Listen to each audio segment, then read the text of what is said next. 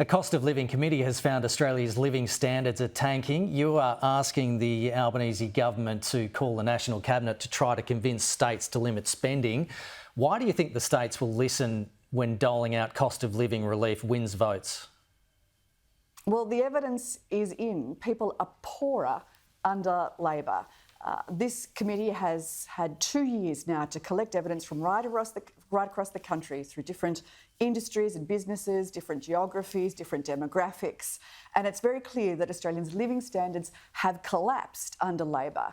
And the biggest driver of that collapse has been inflation. The biggest driver of inflation has been public sector spending at both state and federal levels. And it's not just the coalition that is saying this. This is the IMF. It's the Reserve Bank. And the only way to deal with a national crisis is with a national response. We have national cabinets to discuss national crises in things like domestic and family violence.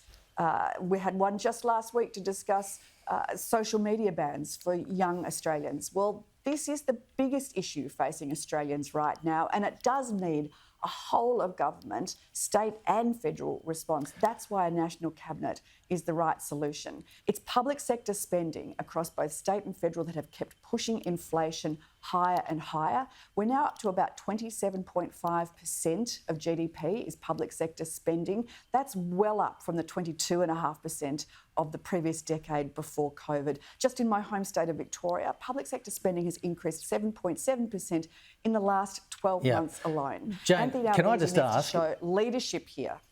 When Labor came to office, inflation was running at 6.1%. Now inflation is at 2.8%. Do you accept that?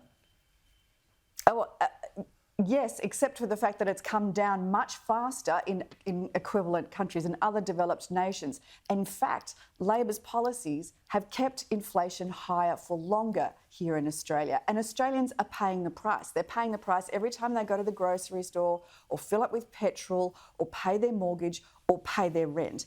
Labor's policies have kept inflation too high for too long, and Australians have paid a price. That's why we think there should be a national response through a national cabinet.